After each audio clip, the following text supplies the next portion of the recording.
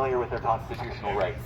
I think what we need to do is build a Know Your Rights training coalition. Yes! All of us activists who do have our papers can go out into the community and talk to people who may not have their papers and let them know this is the legal protection that you have. There we go. I'm going to recommend that everybody who has attended today go on Facebook and like Ice Watch and also John Brown Gun Club. We're all going to be working together to try to build a coalition so that we can get all of us trained on what constitutional rights are and how we can best communicate these to our immigrant communities. If anybody's interested in assisting immigrants with this training, please reach out to me.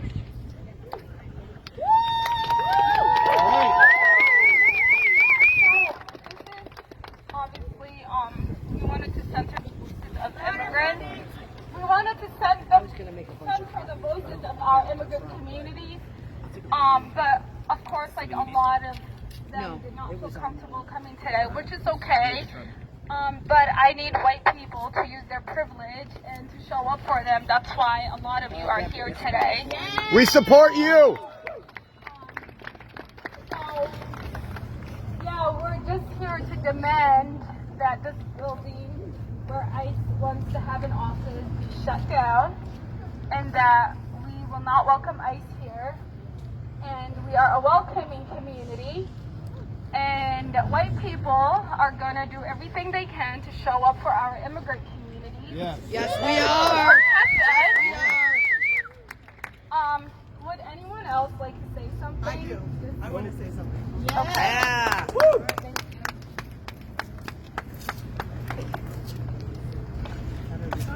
Just press it.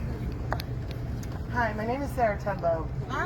My name is Sarah Tedlow, and I am the granddaughter of an immigrant Jewish woman. My grandmother, Pearl Milgram, came over on the shores of New York City through Statue of Liberty and Ellis Island in 1922. She was escaping hatred from Bolsheviks in her community in Poland. She was 11 years old. She lived to be 92 years old and died in a Jewish hospital in Baltimore City. She had 2 babies, many miscarriages before. Her sister was taken away because she escaped from a broken engagement and was hysterical on the boat over and was put right into a mental institution. This is what happened, but that was the most severe. She was allowed to live. Her father came over before. He came over in 1915. He was a tailor in Poland, in his village that does not exist anymore because one man, Hitler, and he brought his oldest son, Albert, and they made suits on Broadway for the already established English and Irish immigrants.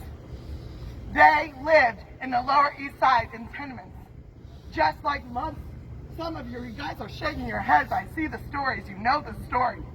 They made their money and they moved up to the Bronx. Anybody that made their money in the Lower East Side moved somewhere else in establishing and growing New York City. That is the immigrant story in New York City. Right. They were allowed to be what they were back home. They were allowed to be tailors, to make their money for passage for my grandmother and her brother and her sister and her mother family. They came and they weren't thrown out of their homes. They made a living, an American dream. They made money for their families. They had my father and my uncle. They had me and my sister and brother. I was born in Denver, Colorado. I went to school, public school, in 1970s with Chicano students. Nobody came in the school and took my friends away from me. Nobody took my Chicano friends away from me. This is happening here in Maine. This is happening on Concord bus to friends of mine. This is happening in New York City. This is happening in Baltimore. This is happening in Denver, Colorado. This is happening in Los Angeles. This is happening in small town USA, and it has got to stop. Yes. My grandmother did not escape hatred and provide. and my great-grandmother Fanny and my father did not have a right to be a first-generation American boy, Jewish American boy with disabilities, and fight for his right. And he's 71 and lives in Auburn, Maine. And he did not have that chance. We have got to make this country better. And 45, he is not my president. Woo! And he is not your president. And he is not a leader of the United States of America. No. We can fight all we want here. But what you can do in your communities, I did it all weekend. I spent $40 and I fed the homeless people of Lewiston, Maine, Saturday morning from 7 to 9 a.m. with Dunkin' Donuts, coffee, and hot chocolate. The manager gave me free munchkins. You can do that. Yep. You can do simple acts of loving kindness. In Judaism, we call it tikkun olam, repairing the world, giving lut chasadim and tzedakah, charity. You all have this tradition in your culture, whether you're an Irish immigrant that came here to Portland, Maine, or anywhere in Maine, or Italian, or English, or German, or the list goes on, Scandinavian, wherever your family came from. We have traditions in our family to feed and clothe and shelter our neighbors. Spread kindness today. Spread kindness forevermore. And keep spreading love, because that is the way that we abolish ICE in this nation. I stand up.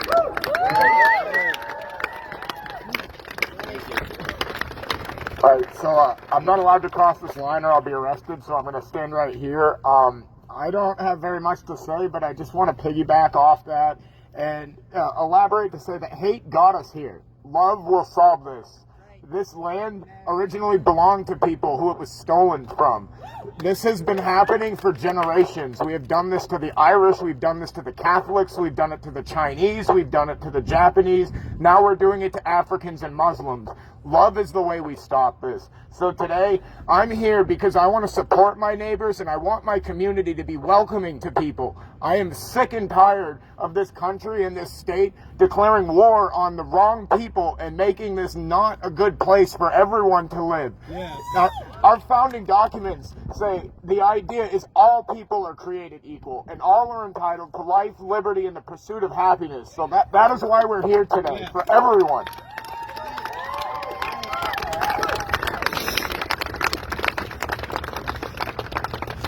I see a lot of friendly faces here today, and I also see a lot of new faces. We need you all to reach out to 5 of your friends and family members who were not able to make it today. And we need you to reach out to Dirigo Management. Woo! Yeah. They own a lot of property across this state. And I imagine they have a lot of tenants across this state, and you can see some of the tenant names on this building. So if you have friends that work there, they are not the enemy.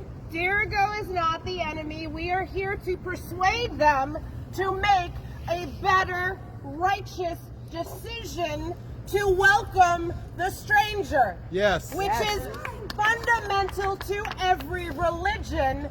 It comes down to the concept of love thy neighbor as thyself, which appears to continue to be a revolutionary statement. Woo! Love is a revolutionary act. Love requires defiance. Love requires roots. Love requires commitment and dedication and hard conversations. But there are times when those hard conversations are necessary. And we need you to have those hard conversations with Dirigo so that we do not have an ICE office here. I believe we can stop them. We can't stop them by asking nice of ICE. We have to ask the people in our community to make better and different decisions. And they will do that when they see a force of numbers. Today wasn't the extent of our work. Today begins the work to shut down ICE? Yes.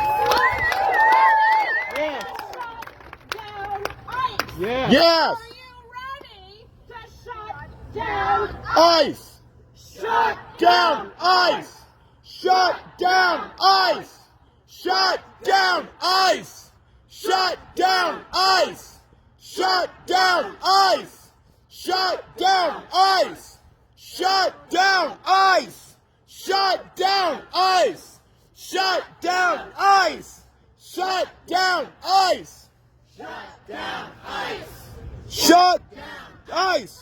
Every time you go to Logan Airport or to Bangor and you board the bus, you talk to the people at the counters and you tell them that your money right now is being diverted to harm our neighbors and you don't appreciate it. Every time you board the bus, you talk to the bus driver and you thank the bus driver's union Yes. for saying that they don't want ICE to board their bus. We now know that we have to be on the lookout when ICE boards the buses. Our job as allies is to take photos of the badges and get them out there, to share the locations every time you see a Border Patrol car so that we can get it out on social media. Our job is to talk to Greyhound. Our job is to thank Goodwill for not wanting to be part of the discrimination and the racial profiling that happened in their store against their will in Bangor. Our job is to talk to our elected officials to make sure that it's not just our bodies on the line, that it's not just our people willing to get arrested, but that it is the people who are in power who also need to be prepared to put their bodies on the line, to be prepared to be arrested, to be prepared to do all the things that our brothers and sisters cannot, so that we can stop this atrocity before it gets worse. So, next steps today, for those who have signs, in a few minutes, not just yet, in a few minutes we would like you to go, for those who have time, I hope we do, and line up in Monument Square so that everyone who drives by can see just how serious Portland, Maine is to stopping this atrocity.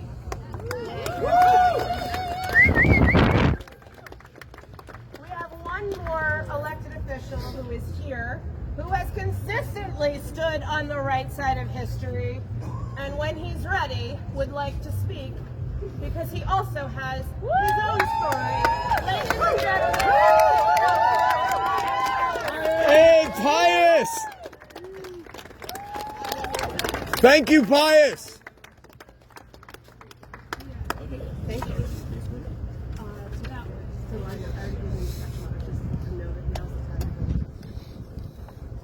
Hello everyone, thank you for coming out.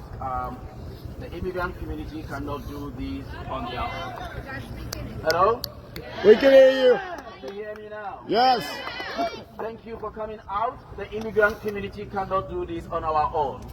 We need each and every one of you to stand next to us as we push back on ICE. Today is Indigenous Peoples Day. And it's unfortunate that this is what we have to do to celebrate that day. This country is built on the back of people of color, immigrants. It is a stolen land from the Indigenous Peoples Day. What I have wanted to do today is to reflect on who we are as a country, who we are as a community, not standing here to protest the arrival of ICE into my community. I hope that you will continue to come out and push back and ask ICE to pack their stuff and go home. We Every day.